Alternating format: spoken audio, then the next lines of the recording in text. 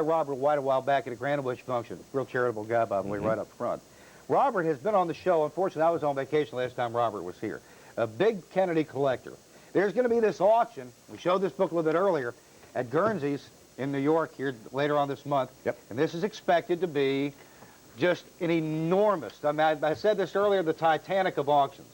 We had the Jackie O auction, I guess it was about a year and a half ago. They got all these enormous prices. It's going to, Jackie O's auction will pale compared to this. Robert's going to be a big part of this. Robert is business agent. Alan Burt join us right now. Hi, guys. Come on in. Robert, welcome back to the Eyewitness News Morning Edition. Nice to see you. Alan, welcome. Alan's from Deal, Maryland. I guess I have to hardwire him, right? Hey, all right. Well, listen, let's just talk. We've got a mic. Oh, there you go. Hey, we found an extra one. We're having. Listen, before we start showing some of this stuff, this is going to be, this auction is going to be, I mean, tell the people who's already interviewed you about this so far. I defer to my business manager on that, but we've been on Dateline, People Correct. Magazine. We got next week People Magazine. Dateline is constantly in contact with Robert. All the Today New York, Show. Today, the Times, the Post. Yeah, it's taken on an international quality. There's people in Paris getting the catalog. In Guam, somebody just ordered one. So it's international. Kennedy is international. There's no doubt about it. In 35 years, the interest hasn't waned at all. The actual auction is March 12th, by the way. No, 18th. 18th? 18th. Yeah, the benefit is. This is the one that all the big collectors have been waiting for. This is when it's all coming out, right? Yeah, the Jackie sale was a tribute to Jackie. This is more John Kennedy with Jackie in there, but the key to this auction is that the material is from the 60s, whereas Jackie's was her apartment, basically. You know, the contents of her apartment. Yes. It's that, and the prices, I was at that sale, and the prices were outrageous. But this is going to be... Now, we've got the catalog. Jim, can we just go through some of the stuff that's in the catalog here? You know, here's the, for instance, you showed us his sailboat. Right. The Flash 2.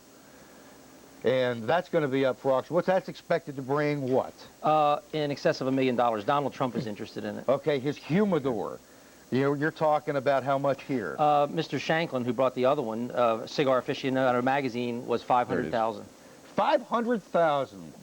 Amazing. Rose Kennedy's first diary, discussing how she raised her children and all. $12,000. Fantastic. So it goes beyond JFK then. Oh, yes. Yeah, there it is. Family. The next one we have in Still Store is going to bring maybe $45,000, and it's a patch from PT 109. And this was consigned by one of the Kennedy family members. There it is. You know, it's really interesting here. PT 109 is a torpedo boat. That's why the fly or the V on the torpedo. My question is, you said by one of the family members, Alan, you may want to jump in on this too. Where does this come from? You're getting ready to show us some amazing things here. Cufflinks, watches, the letter to Mrs. Lincoln from Jackie Kennedy we had shown. How does this get out of a family's possession? Do family members sell it off? In the 1960s, as in history, when a famous person lays something down, people pick it up, save it.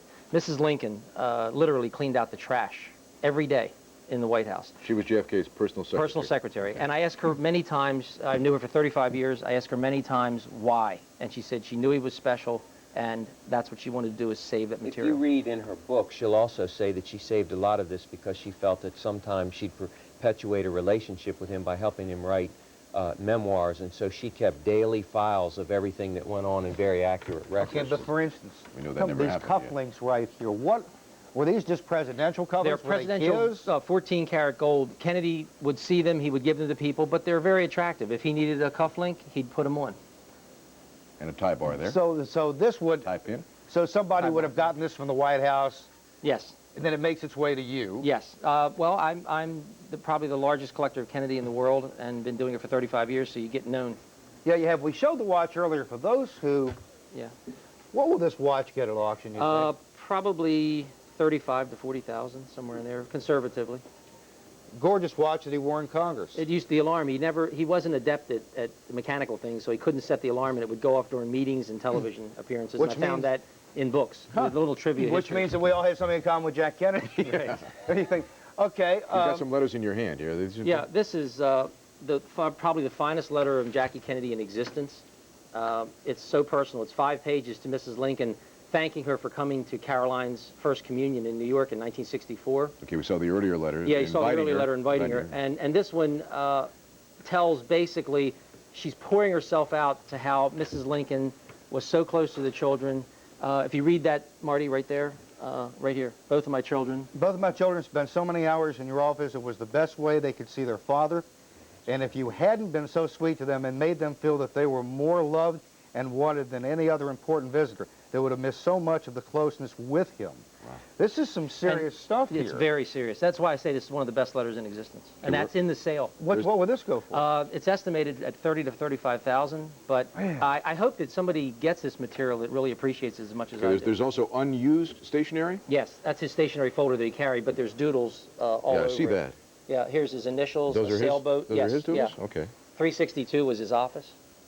And there, there's a little picture of him. You know, this is really... 362, right? Let me hold on just because we've used this, trying to keep some things in. Now, yeah, pretty cool. Denver Post. And in the auction, there is his Harvard sweater. What do you think will be the #1 item at this auction? Because we'll be covering this on the news. His briefcase that he used his entire political career, which I did have last time with you and Bob Sopka. I made a conscious decision to sell this material in the hopes of generating enough capital to make a museum honoring John F. Kennedy. So it's a catch-22 situation. I have a fantastic collection of over 100,000 items, but I can't show them because I don't have a museum. So I'm trying to sell this material to the public to generate museum And you're quality. kicking back stuff to the Cancer Society. Well, I gave some photographs to a worthy cause, and I'm always ready for some charities, and I enjoy that. Oh, listen, we do Grant Wish things. Robert shows up with stuff. I mean, you're a very generous guy. I mean, I will right up front. Thanks. I'm not. That's just a photograph of what he looked like when he wore the watch. Oh, okay. When he's early. His political mentor, his grandfather. Okay, so now that helps out with... Yeah. Now, this is going to be... these are programs from Lawrence of Arabia. Yeah, they're both down emblazoned on the front there, given to him and Presented Jackie. to the President of the United States, John F. Kennedy. Yeah, they were both made for them. Look at this. Presented to Mrs. John F. Kennedy. Great picture of O'Toole in there. So we're thinking, Alan, we're talking about this will be covered by all the networks, CNN, everybody. The auctioneer is just delusional. We should show this. Networks from all around the world. He can hardly focus on the auction with the media attention. His name will live in English letters, but it's right there. Peter O'Toole. That's a lot of makeup on. How do you make an English squire look like he's been in the desert for 900 years? This coin was given to him on the campaign trail. You read it on there. It says "Good luck, John F. Kennedy." It's a 1893 Colombian $50. Okay, listen, we got like 30 seconds left. We got Princess Diana. You're collectors. Both you guys are in this business. We're talking 50 years from now. Right. Are we talking? Don just said that she gave each of her godchildren 17 godchildren, a painting or a piece of china. Right. She'll always be around. They just sold the Duke and Duchess of Windsor's material, but they were old. The key to Diana's fame, fortune in collecting, and future is the fact that she was so young, so attractive, so vibrant. What would one of those plates bring 50 years from now? Maybe, just guess. Actually, I think if you cashed in on them in the next couple of years, they might bring more. Seriously, there's a rise. Elvis stuff is leveled out. When you couldn't touch Elvis stuff in 79, Really? 80. That's right. Yep, it's leveled out. His scarves that he threw out at concerts bring less now than they did right after he died. That's real interesting. There's an upsurge. Even though Elvis is in our culture, there's still an upsurge. Yesterday at the Hall of Records in London, people lined up by the hundreds to buy a copy of Diana's will, which is printed, not handwritten. Right. You know, is that going to be worth anything? No, just as a curiosity. Okay. Now, the original will in my auction is Jackie's original handwritten will, 1960, giving everything to Caroline. Mailed it to Mrs. Lincoln and entrusted her with filing it if she didn't come back on a trip from Jamaica with her husband. Well, listen, we got to run. Robert, Make sure you thanks get for your stuff coming in. back here. Good luck. We will we'll converse after this auction. Okay. Once again, it's on the 19th, It's the 18th and 19th. 18th and 19th up in New York, and you'll be hearing all about Regiment it. Armory, Park And Avenue when you hear 66. about it, thank Robert and Alan. They'll be up there right in the middle of the fray. Wow. You can keep that. That's Eyewitness News copy. That'll be a collector's item. I bet it will. Are you serious? The actual program. Yes. Got to get him to autograph it. He's numbered his signatures on him. Listen, we got to run. There's the address for Coffee With. We'd love to hear from you. Want us to explore something? We most certainly will. Time check, 6:44. Still to come on the morning edition. If you missed it during Rise and Shine, the edible underwear controversy heats up in Texas. We'll have that story next.